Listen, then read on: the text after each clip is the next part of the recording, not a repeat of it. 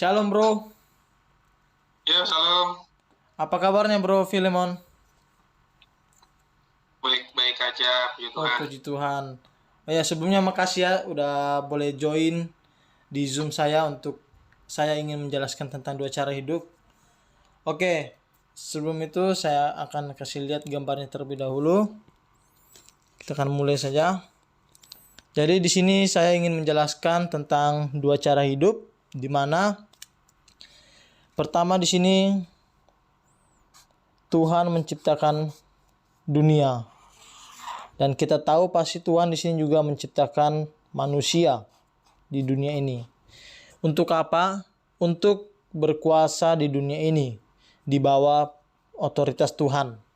Nah, itu terdapat di dalam kitab Wahyu pasalnya keempat ayat 11 dikatakan, "Ya Tuhan dan Allah kami, Engkau layak menerima puji-pujian dan hormat dan kuasa, sebab Engkau telah menciptakan segala sesuatu dan oleh karena kehendak-Mu semuanya itu ada dan diciptakannya."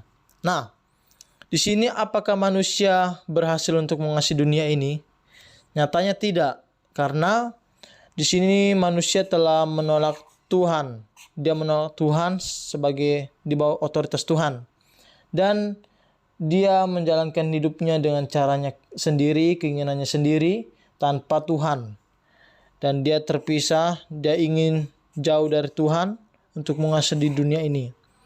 Nah, nyatanya apa? Nyatanya manusia juga tetap gagal untuk berkuasa di dunia ini. Dia semua telah menyeleweng dan tidak ada yang mencari Tuhan. Dan di sini tidak ada manusia yang berbuat baik.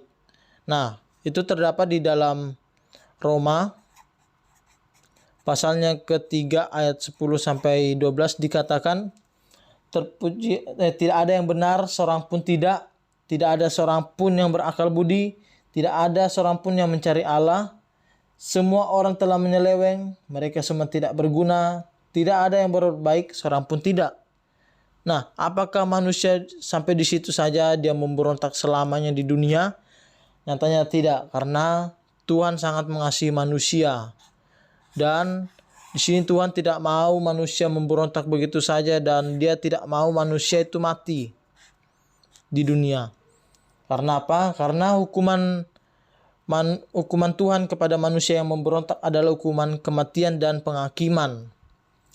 Itu terdapat di dalam kitab Ibrani pasalnya ke-9 ayat 27 dikatakan, "Dan sama seperti manusia ditetapkan untuk mati sekali, dan sesudah itu dihakimi." Nah, apakah sampai di situ saja manusia dihakimi?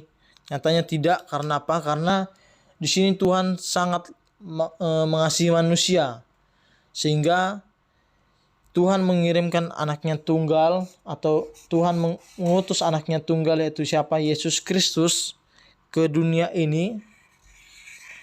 Dan Yesus selalu hidup di bawah otoritas Tuhan atau perintah Tuhan. Dan Yesus telah menggantikan kita di atas kayu salib. Dia mengambil semua hukuman kita, dosa-dosa kita, pelanggaran kita di dunia ini. Dan Yesus membawa pengampunan. Itu terdapat di dalam 1 Petrus 3 ayat 18 dikatakan, "Sebab juga Kristus telah mati sekali untuk segala dosa kita, ia yang benar untuk orang-orang tidak benar, supaya ia membawa kepada Allah, ia yang telah dibunuh dalam keadaannya sebagai manusia, tetapi yang telah dibangkitkan menurut roh." Nah, apakah sampai di sini saja Yesus mati? Nyatanya tidak. Karena apa? Karena di sini Tuhan telah membangkitkan Yesus dari antara orang mati di dunia ini. Dan di sini Yesus mengambil segala kuasa yang ada di dunia ini, yang dulunya diberikan kepada manusia, tetapi dia gagal untuk menguasai dunia ini, dan akhirnya dia mati.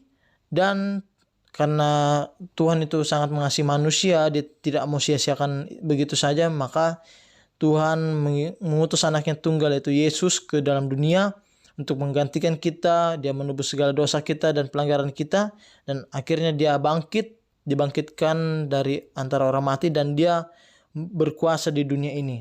Dan di sini Yesus telah mengalahkan maut dan dia memberikan hidup yang baru kepada manusia. Itu terdapat di dalam 1 Petrus pasal 1 ayat 3 dikatakan, "Terpujilah Allah dan Bapa Tuhan kita Yesus Kristus, yang karena rahmat-Nya yang besar telah melahirkan kita kembali oleh kebangkitan Yesus Kristus dari antara orang mati kepada suatu hidup yang penuh pengharapan." Nah, poin terakhirnya adalah di sini ada dua cara yang kita pilih, yaitu dua cara hidup.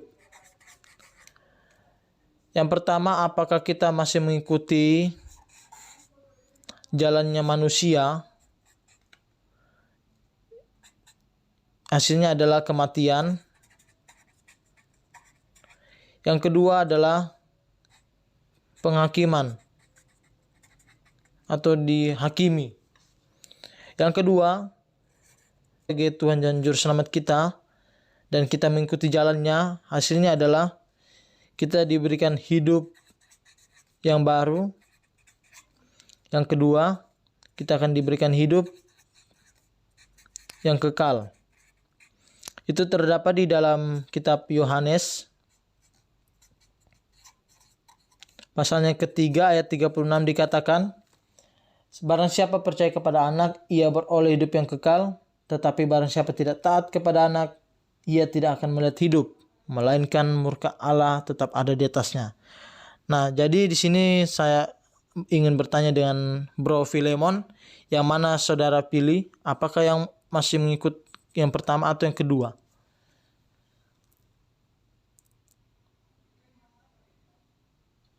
Yang kedua, mengikut Tuhan Yesus. Oh ya, betul sekali.